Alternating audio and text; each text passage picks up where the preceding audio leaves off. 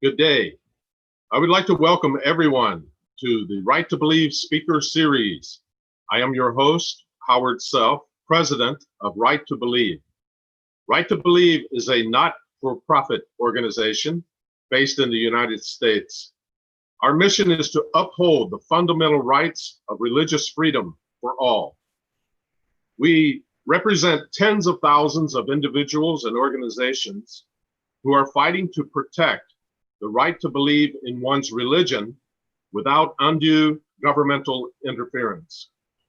Religious freedom is a fundamental human right, a critical keystone for any prosperous society. The theme for this series is, quote, "We are all God's children. Together, we will protect our right to believe," unquote. This speaker series is featuring spiritual leaders, educators, civil activists, and government officials from around the world speaking on various topics, all related to religious freedom.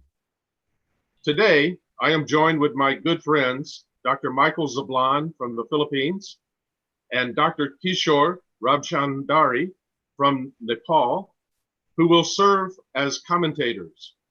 Both are very strong advocates for religious freedom. Today, I would like to ask Dr. Zablan to introduce our guests. Dr. Zablan. Thank you, Reverend Self. I would like to introduce our guest speaker today, Professor Dr. Theresita V. Atienza from the Philippines. Dr. Atienza is the Vice President for Academic Affairs and Dean of the National Defense College of the Philippines at Camp Emilio Aguinaldo in Quezon City, Philippines. She is a professor at the Polytechnic University of the Philippines for 32 years and served as the Dean of the College of Science and Director of the Open University. She also served as a Senior Vice President of the Development Academy of the Philippines. Professor Atienza is a Senior Lecturer at the University of the Philippines School of Labor and Industrial Relations, or SOLAIR. Dr. Atienza is also a recipient of the Asian Public Intellectuals Fellowship Program of the Nippon Foundation. She is also a Doctor Fellow of Royal Institute of Educator and International Visiting Professorial Fellow of the Royal Institution of Singapore. She is a resource speaker of different subjects, may it be in the field of sciences, education, and educational management, national security, international relations, governance, and many more. She is a trainer, a coach, a mentor, and most importantly, is a mother, not only for her own children, but to all the people under her or the subordinates under her. And I am honored to be one of them. Ladies and gentlemen, let us hear from Dr. Theresita V. Atienza. Thank you, Michael. That was a very kind and generous introduction. Hello, everyone, and thank you for the invitation to participate in today's discussion on the importance of religious freedom in securing cohesion and development. Let me begin by stating that each community, every religion with a diverse nation contributes to a more interesting and vibrant national life. I'd like to quote President Halima Jacob of Singapore. We all know Singapore has a very diverse culture and religion. Quoting her in one conference I attended, she said, "The world would be all the poorer if it had no room for difference. If we were all the same, we would have nothing special to offer, nor anything to learn from others. The more diverse we are, the richer we become." The statement highlights the value of diversity. However, only a cohesive society built on mutual trust and respect can harness the strength of diversity so that its people can build a better future. Today, we live in a time where conversations surrounding race and religion are often marred by negative emotions such as hatred and fear. Our place of worship has become the target of violence instead of a peaceful sanctuary for believers. I'm sure everyone has heard about bombings of churches in Holosulu right before Christmas time.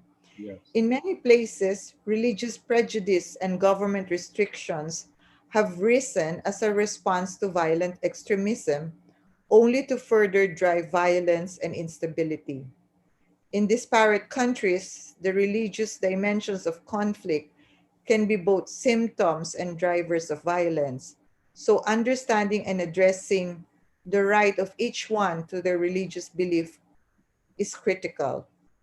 Those of us who had worked to reduce conflicts and build peace agree that peace building requires better engagement with religious communities. The mission of protecting religious freedom is closely allied to that of building peace. Just as the world of conflict can learn from the particular abilities of and knowledge within religious communities, advocates of religious freedom can also use peace building approaches. I am a professor actually by nature, so maybe I can enumerate a few of the approaches for peace building that we can use um, to advocate our religious freedom or our right to believe. One would be engaging inclusivity. Many religious freedom efforts originate with a given religious group. In the Philippines, particularly, we are about 18% Catholic. So our religious freedom efforts actually are beginning from our churches, the Muslims, and others. However, the most effective campaigns are likely to be those that reach beyond such boundaries. We have to strive to include people of faith, civil society leaders, government representatives, and allies from the international community if we are to advocate the right to believe. Another approach would be building trust through dialogue. Maybe we cannot do face to face dialogues now that we used to do, but dialogue in social media, like just like what we're doing tonight or today. For those promoting religious freedom, dialogue is a powerful tool. Where governments or authorities restrict people's freedom of religious belief, uh, these centers of power are often acting out of prejudice or fear about other groups. Dialogue and interaction can reduce, if not remove, that prejudice and fear.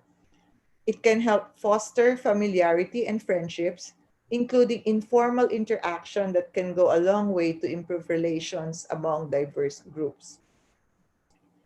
A third approach can be promoting resilience by building capacity.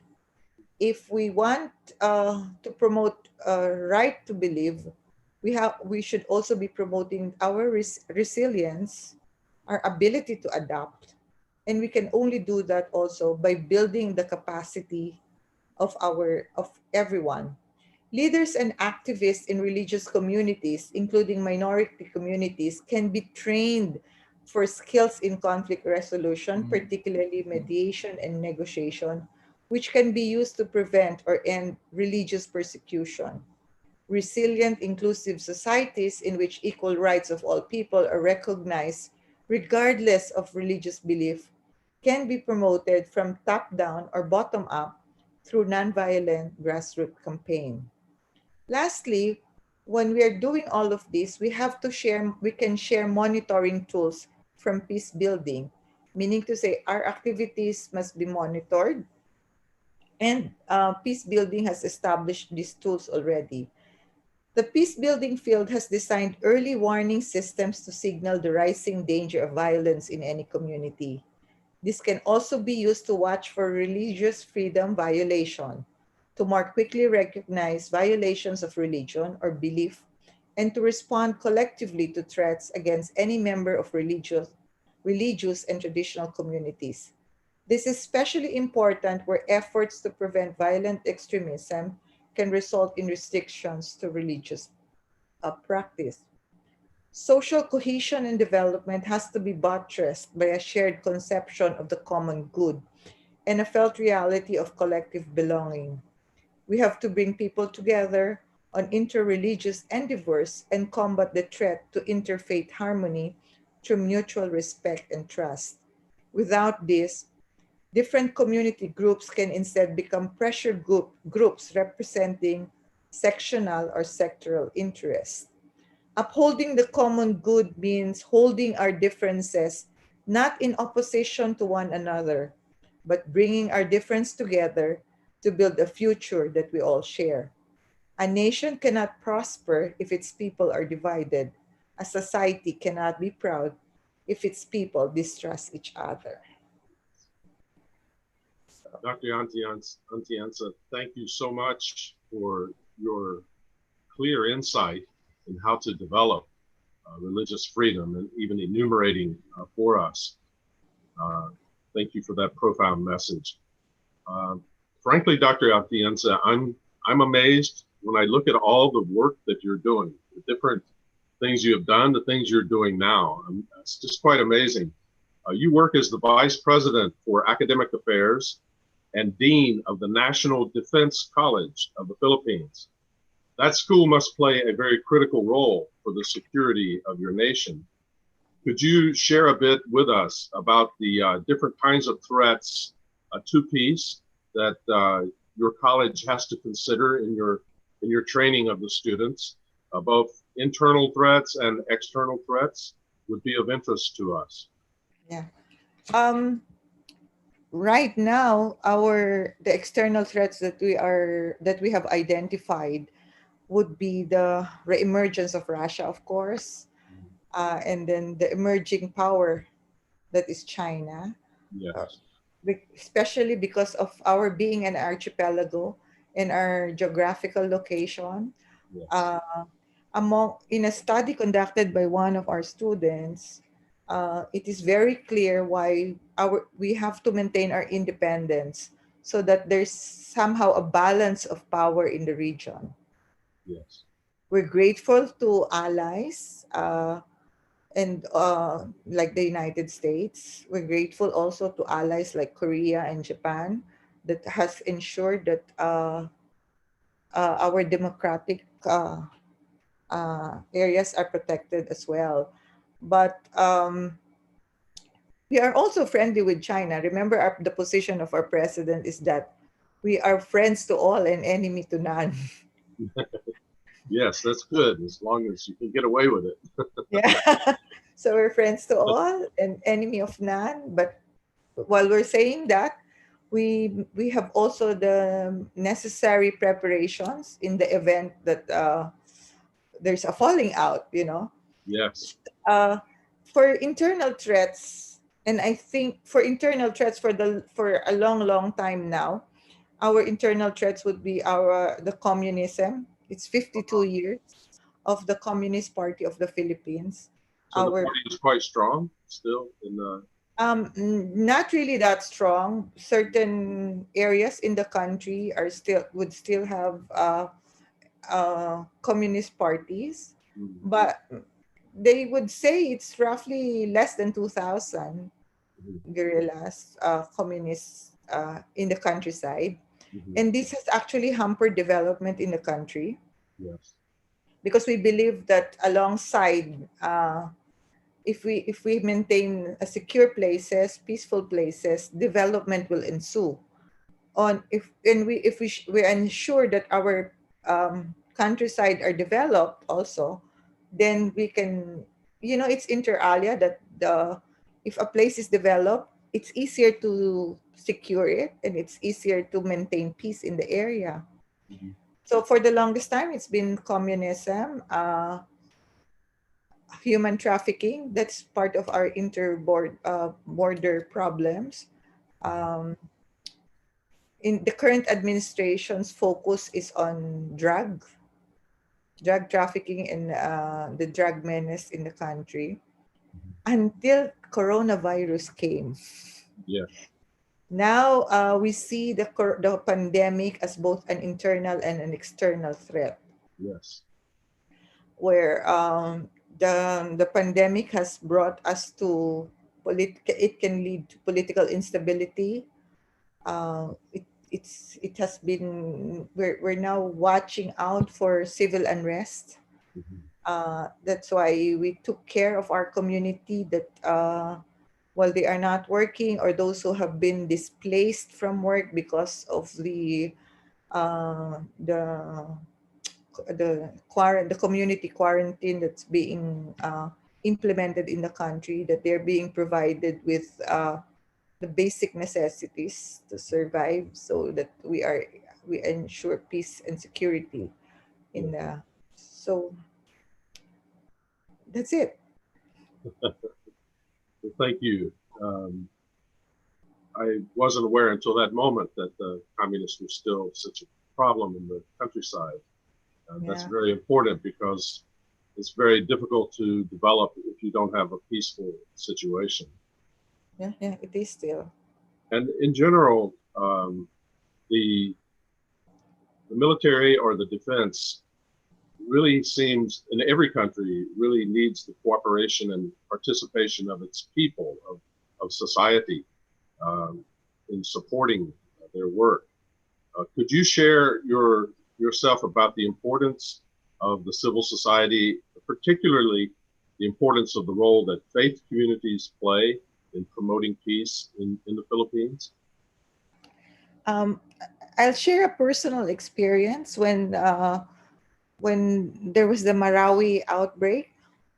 Uh, When Marawi, there was the siege of Marawi in southern Philippines, in Mindanao. You know, Marawi is like the queen city, or the queen place in that region.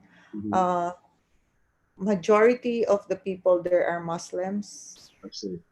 So when there was a siege, we saw the civil society groups, government work together to rebuild it. I'm part of the like task force Mhm, for building Marawi.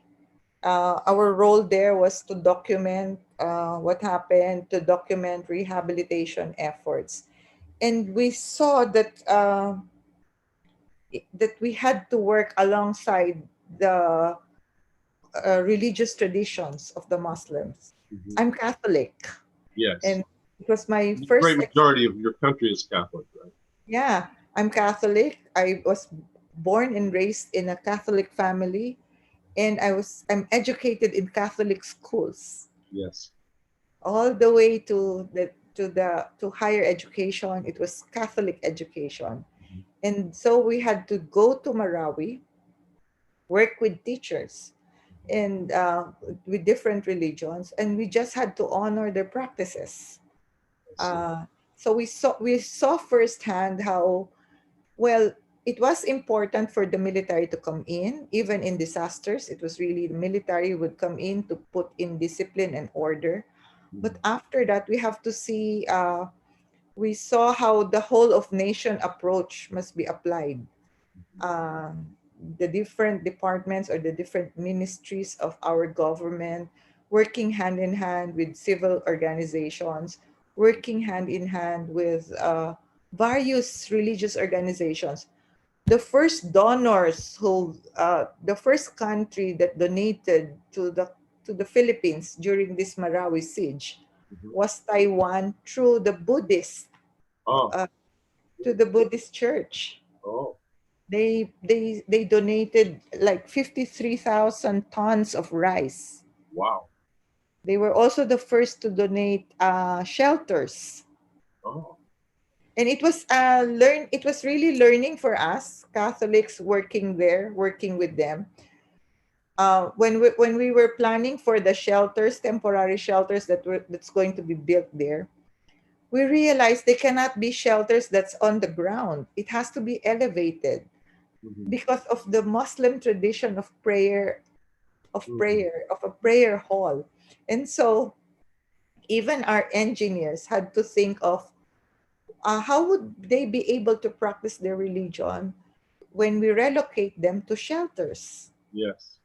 So I think that's the important role of uh, trying to understand and Mhm. respect other religions. Yes. And in times of crisis like the disasters that hit, the big storms and so on, it's even more important to be able to understand be able to help each other that way. Yeah. Yes. Very much. I want to turn to your countryman, Dr. Zablon. I know from hearing from you many times about your Catholic background and how the faith community is, from your viewpoint, really the conscience of the nation. I like Yes. that phrase. That's right. It seems if there are any injustices, it is the faith community that often stands up to counter those injustices and those wrongs. Would you say a few words about that? Yes, growing in a predominantly Catholic nation, uh, I would say that not only the Catholics, but the Christians and the religious in general, they come together whenever injustices are being imposed to a certain group of people or communities in our country. And often, the Catholic Bishop Conference of the Philippines would release a pastoral statement, uh, particularly pinpointing on issues, social issues such as the issue of legalizing abortion, the issue of legalizing same-sex marriage, and uh, as well as issues, as mentioned by Dr. Atienza, whenever there are people in need, particularly in times of calamities, not only the Catholic Bishop Conference of the Philippines, but the religious community as a whole, including the indigenous tribes of faith, they would come together, cooperate together, and help other people in need. And this is one thing good. It serves as the conscience of the society Mm. whenever times like this would come in a nation like the Philippines. So there's an aspect of faith that somehow isn't found in other segments that is very needed. Thank you. And I'd like to turn to our good friend from Nepal, who is in a very different situation in terms of faith, because Nepal is a great majority Hindu nation. But Dr. Kishore, would you share a little bit with us? How does that work in Nepal? The faith and the religious people working together with the government in the public sphere and so on. Thank you, President ourselves.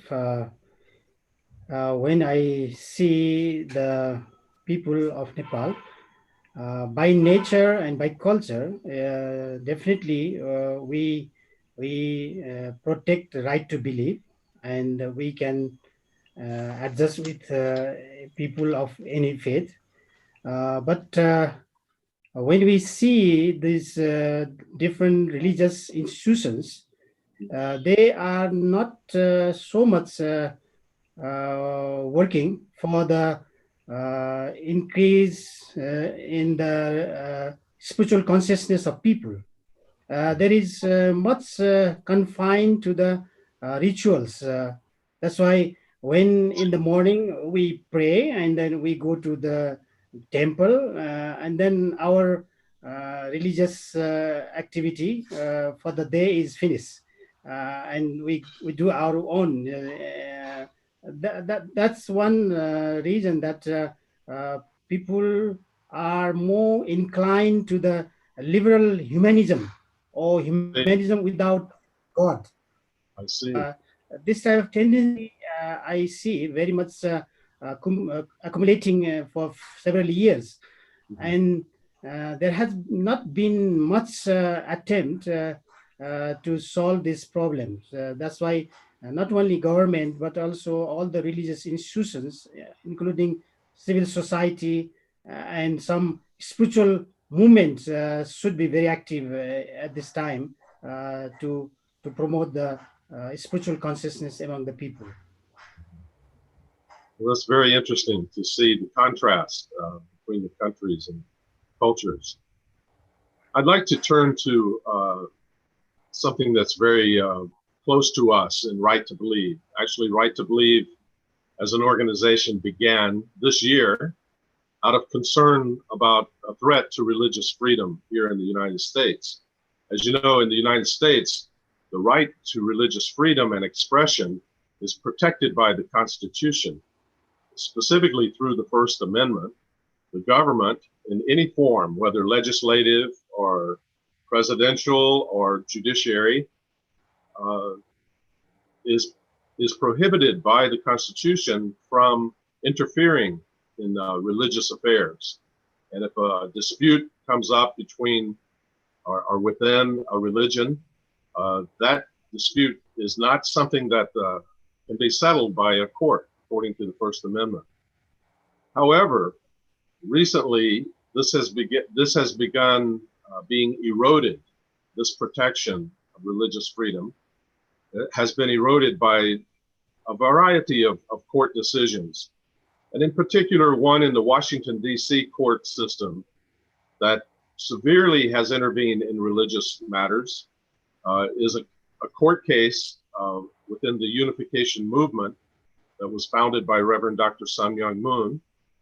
Reverend Moon has passed away some time ago, and his son, his eldest living son, Dr. Hyunjin Preston Moon, has been carrying on his work. And there are many of us, as myself, who really admire and are working together with him with that same vision as his father. And I know you three who are with us today, you have had the opportunity to see Dr. Hyunjin Preston Moon's work, especially Dr. Atienza there in the Philippines. I know you became acquainted with his work quite some time ago. For many viewers across the world who are with us today might not know about him so much, but could you share your personal impressions of Dr. Preston Moon? I guess we're pretty much impressed, not only with Dr. Hyunjin Moon as a person, but more because of the projects and the effects of these projects to our people and the country. Since the inauguration of Dr. Hyunjin Moon in 1998 as International Vice President of Family Feast Federation for World Peace and Unification, he has visited the Philippines actually several times. And in these occasions, they were not small events. They were really huge events. The venue was the Araneta Coliseum in Quezon City. This is imagine that this is the first Coliseum in Southeast Asia. And then several meetings with at the Quirino Grandstand. Quirino Grandstand is where the President of the Philippines holds his inauguration. So, tens of thousands of people were also in attendance. And this is not a particular group only, but multi-sectoral. Educators, scientists from the youth sector, politicians, government officials were also in attendance. There were several that was hosted at the famous Manila Hotel, Sofitel, and Shangri-La Hotel. And his message had a rippling effect and it reached even the countryside. It trickled down, not only in the city, but in the provincial level, in the regional level. I can vividly recall our Global Peace Festival, which was very well attended. Yes. To me, I think the most significant one is when he visited Mindanao. And Reverend Self, you said you were also there in Mindanao. He traveled from town to town with then the Speaker of our House of Representatives, Speaker Joe de Venecia, empowering community leaders and the youth with his vision of one family under God, which was followed by another visit with more than 200 international guests of diplomats, educators, interfaith leaders to demonstrate the message of one family under God and to model to the world the Mindanao as an area where genuine peace uh, can be achieved.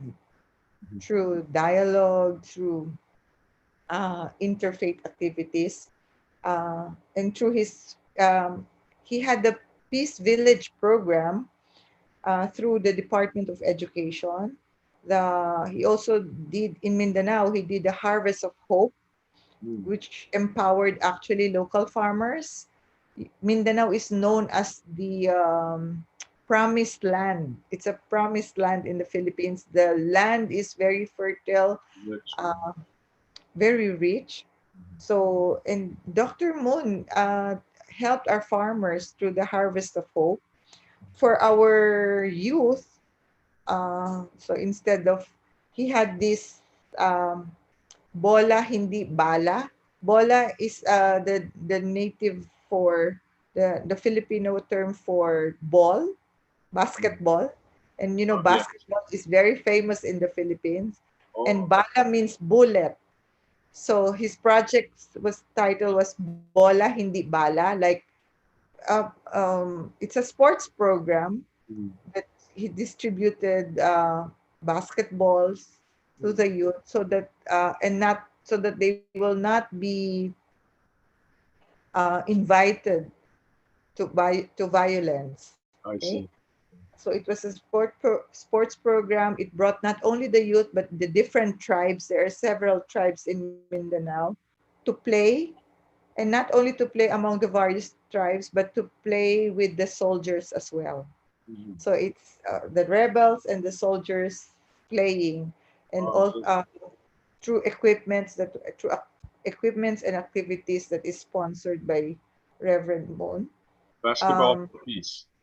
yeah, basketball for peace. But he visited a lot of actually he visited a lot of conflict areas, and in fact, I'm a consultant for the Office of the Presidential Advisor on Peace Process. Mhm. His works have actually been included in our annual report, Oh, uh, including the reports of the regional director there for the Department of Education. And then the most remarkable of his efforts was when 3,500 men actually returned to the fold of government mm, as rebel returnees. And the ceremonial program actually took place in Marbel, in General Santos City, where General Florencio Magsino, a graduate of our college, ah, uh, a graduate of our college, was part of the group with Dr. Moon receiving these rebel returnees. In his most recent visit in 2017 during the holding of the Global Peace Convention at Manila Marriott Hotel, we gathered about 3,000 professionals from different fields with mm, the theme Moral and Innovative Leadership, New Model for Peace and Development. I remember chairing a panel here, mm, and it's a top level government official, including the very active wife of the speaker then, was part of the panel. So it shows his commitment to Family Peace Association, fulfilling that of his fathers to continue the legacy of making the world united as a family of God, which the current leadership of the Family Federation for World Peace has unfortunately failed to carry on. So that's sadly. my, I think these are my recollections of Thank the you. activities that we had here in the Philippines with the Thank you Reverend. so much. That is quite a litany of projects that he has initiated and carried out there. I In am spite very of that, impressed to Dr. Atienza, the way he remembers the history of Dr. Moon's investment of heart and love for this country, the Philippines. yes. And in spite of that, I'm going to ask you still, Dr. Zablan, you have other experiences even, and especially, I know you've worked with Dr. Moon a long time, and I'd like to ask you to say a few words about his character as you have experienced, and also any additional work that you're aware of there in the Yes, Philippines. as I was about to say, as he was the first time I met him until now, nothing changed. His spirit, his conviction to fulfill God's will on this earth is consistent. He never changed a bit. So the first time I met him, it was in 1998 during his inauguration. And then later we had a meeting in West Virginia. That was my first close encounter with Dr. Moon. And I was very touched when one night he saw me still awake in the lobby. He approached me and talked to me. And he told me that his father is getting old, Reverend Sun Myung Moon, and still Reverend Sun Myung Moon is working hard to fulfill his mission on this earth. And so he told me, let's work hard to restore one nation. We need to accomplish at least one nation. So this is a nation of God. This is what we meant by one nation, a nation that fulfills the will of God.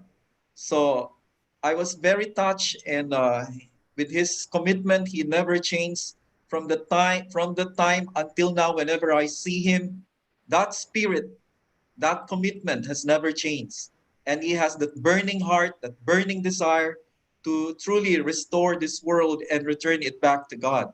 So this is actually the legacy of Reverend Moon. He wants the religious people of the world to come together, live together as one family under God.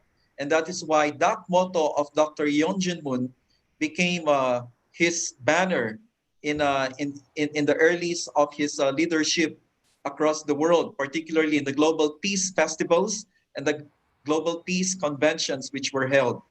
So his investment of heart for people has never changed, as he pledged to fulfill the legacy of his father, to pursue the legacy of his father. He's working hard to bring the unification of North and South Korea until now. And we can see tremendous development taking place. And as we have witnessed that big rally, that grand rally held at the house in front of the Parliament House of Korea years ago.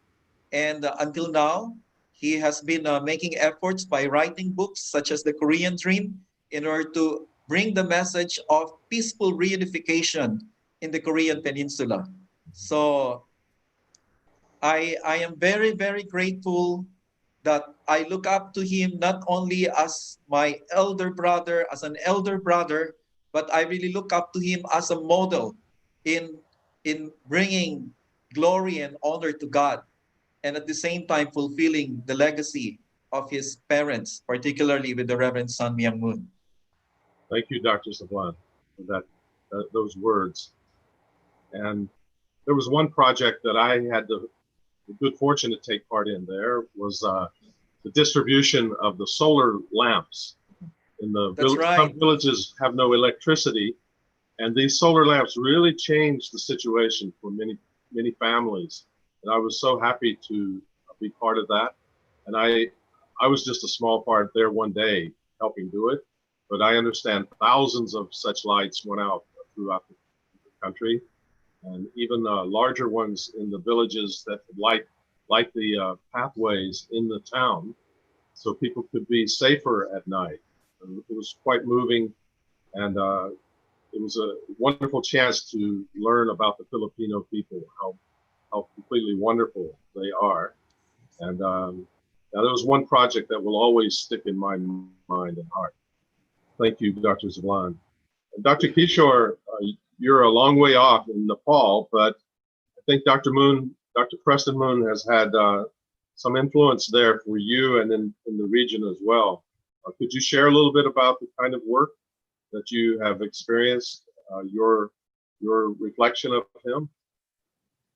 Yeah, first thing, he always say that know me by my work. This is very impressive. And also, he has timely coined the terminology innovative, moral and innovative leaders. Actually, this is very timely that this came, and then now different works are going on. When I see his speech, I can see that he clearly explained the providence and ideals of God better than any religious leaders. And when he came to Nepal, it was in 2009 and 2010. There was thousands of youth. They gathered around him, and they all were cheering together with him at the stadium. That he could move such a big mass to speak with him. And when I see he can give hope and authoritative guidance to be owner of the nations. This is also what we experience. Actually, he has trained many leaders of Nepal, and yeah, there's some of them, they are still working uh, to be moral and innovative leaders for their nations. But some they received the training, but they couldn't listen their original mind, and that's why they find themselves now in some non-providential pathway. Thank you. Thank you. Thank you, Dr. Kishore. Dr. Atienza, I'd like to turn to you for our final question. Unfortunately, our time always goes too quickly on our series. I want to thank all of you for sharing. And as I mentioned, there is currently a court case in Washington, D.C. that is really threatening the religious freedom, not only of Dr. Moon, but the thousands of followers and those that he is the spiritual leader for around the world. This singular court case is going against the Constitution here by really trying to decide between the two factions in the schism that's going on within the unification movement. And that is not the place of the court. There's no way the court can even understand the faith, understand Reverend Moon's vision, for example, and to know who is faithfully carrying out that vision. There's no way the court would know that. And yet still the court is being used in that way, trying to curtail Dr. Moon and his work in a great degree. And we know the court has been instructed many times to avoid being used to favor one side or the other. And through that way, it allows one side to intimidate the other through fear and threat, and try to coerce the followers of Dr. Moon to take a stand that they know is not correct. Doctor, would you share your viewpoint about this? This is important for us because you're in the Philippines. You have great experience in many, many areas. And we know that this is a court in Washington, D.C. It may be a long way off, but we know that things that happen in one part of the world can affect the other very quickly. We can see it through the pandemic, but we can see it in other ways too, through the way that things are now. So this is important. Could be an important precedent-setting case that sets a very, very bad precedent for religious freedom. And this is our great concern. But would you share your viewpoint with us today? Reverend Self, do you see my very big smile when I you're do. talking about the court case in Washington, D.C.? Smile. I had a big smile because I can be shameless and say now that far advanced in the Philippines than in the US, because we really uphold the separation of church and state here. Our churches here are so powerful. Our the religious sectors here are very powerful. A religion can even put a president in position, can elect government officials, that when they would vote by block. So our courts here are very careful to follow the Constitution and really not meddle into issues of our religion, and always adheres to the separation of church and state. So I'm really surprised that for the first, there's something that you are backwards there.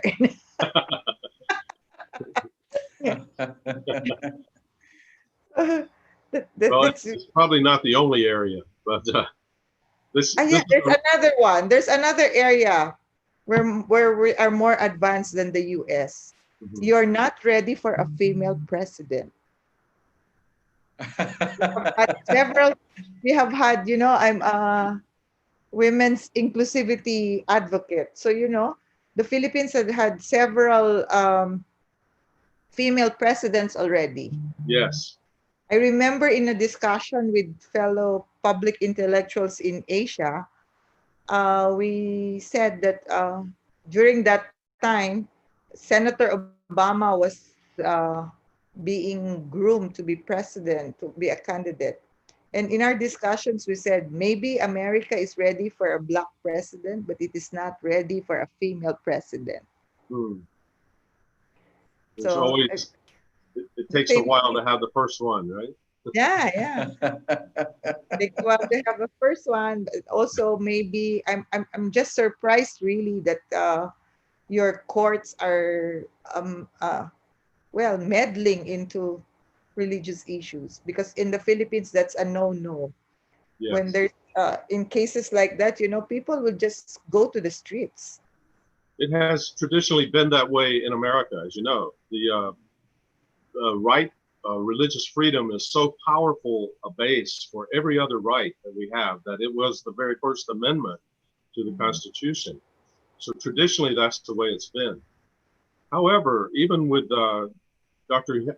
Dr. Hyunjin Preston Moon's father, it was an outrageous court case where his father was charged with tax evasion on a very, very small amount of money that was actually donated by members, and yet he was put in prison. It was so unrighteous. But through that way, we felt God really worked, because through that process, thousands of ministers of all faiths in America came to know that Reverend Sun Myung Moon was being railroaded, and they came together to support him. And 60 some amicus briefs were filed with the Supreme Court, for example. Thousands welcomed him when he came out of prison, and it just turned around their viewpoint about his faith and the work of his faith. And that was an egregious misuse of the court. And now the same thing is being visited on his son through this schism, actually initiated by his mother, a court case, it's a civil court case, but where the judge, the problem we seem to be having is judges are taking too much subjectivity, and they are practicing overreach, and not allowing a proper due diligence in the court, not the proper procedure. This kind of thing is happening, and that is why we started Right to Believe, so that voices around the world can speak out against this injustice. And we had over 5,000 sent in letters to the court commission concerned with this case, a very large number from your country, from the Philippines. So that's why worldwide there's concern about this and what precedent it might set for others. Okay. So I think we're drawing a little bit toward the close of our call, but I'd just like to let Dr. Zablan and Dr. Kishore say a word or two about this if they would like. Dr. Zablan, about the court case? I believe, as I was growing up in the Philippines, I always look up to America as a friendly nation and champion of freedom and champion of human rights. And until now, I believe that way.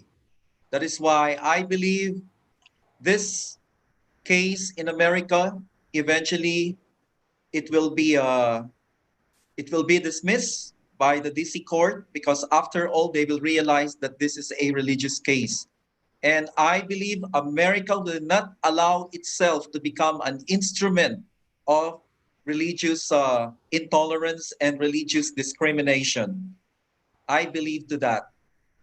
Amen. Let's hope so. Thank you. Dr. Kishore, Yeah, final this thoughts? single judge, Judge Cordero from Yes. DC, she is making a wrong decision, and for the whole country of USA, it is a very negative precedence it is setting. And because of this, and because we are fighting for the right to believe, and this will be uh, worldwide. That's why we hope that US will very quickly realize this, and then keep the right precedence for the whole world. This is what we hope this will happen very quickly. Thank you, Dr. Kishore. Thank you for your support in this endeavor. Thank you, Atienza, Dr. Atienza, for joining us today. Thank you, our panel. It was a very meaningful discussion, and we could learn so much. I wish we had more time to continue. For our viewers, we'd like to invite you, if you enjoyed today's discussion, please click the like button and the subscribe buttons on your computer there. And also, we would love to receive your thoughts concerning future topics on religious freedom. If there's a topic that you would like for us to cover, or any input that you would like to give us, please do that through your chat as you close out this call. We really, our staff would love to hear from you, and they will respond to you if you have a question or comment. Our next event will be this coming Tuesday, July the 7th, and it will feature leadership from the United States for the first time in our series. If you're interested in knowing more about Right to Believe, or would like to join our global efforts, please visit our website at righttobelieve.org. Also, the Asian region is continuing even more series events. Dr. Kishore or Dr. Zablan, would you like to just mention that briefly? Yes, this Saturday we're going to hold the Right to Believe youth segment. And we have already started releasing the banners for this. Young people of Asia are rising in order to announce to the DC court that we are watching what they are doing. Whoa. In the way they handle their job in the courts. Thank you. Thank you. That's exciting. Thank you so much. And thank you once again, everyone. And God bless you and all of your work. And we'll hopefully be together again on another series event in the near future. God bless you and good day. Thank you, Dr. Atienza. Thank you. Thank you.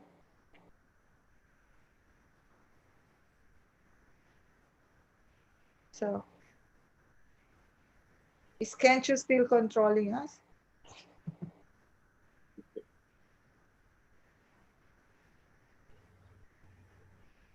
Yeah. Okay, Michael. Thank you.